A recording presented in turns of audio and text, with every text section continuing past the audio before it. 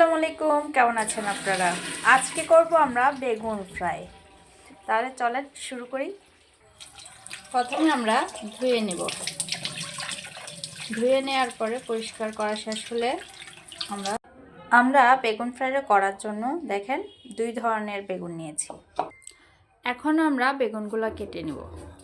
বেগুনগুলা যেগুলা ছোট বেগুন ওগুলা কাটবো আমরা গোল গোল করে,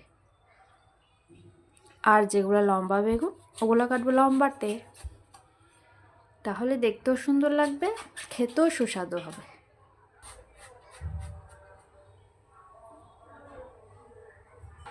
হ্যালো বন্ধুরা, দেখেন আবার যা যা দিব উপকরণ ও দেখিয়ে দিচ্ছি। হলুদ গুঁড়া, মরিচের গুঁড়া, লবণ পরিমাণ মতো দিয়ে আমরা ওটাকে মাখিয়ে ফেলব। আমরা একটা তাওয়াতে এগুলো ভেজে নিব। তাওয়াটা প্রথমে ধুয়ে আমি দিই তেল।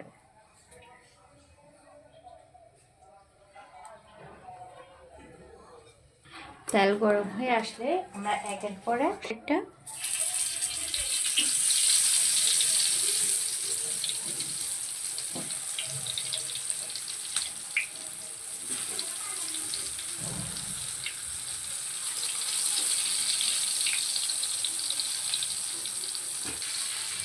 দেখুন আস্তে আস্তে এগুলো ভেজে আসছে।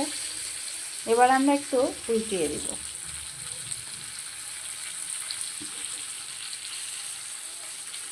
তৈরি হয়ে গেল আমাদের মচমচে বেগুন ভাজা। তৈরি হয়ে গেল আমাদের মচমচে বেগুন ভাজা।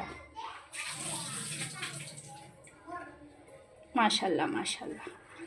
দেওয়া থালাতে নিয়ে ফেললাম মচমচে বেগুন ভাজা।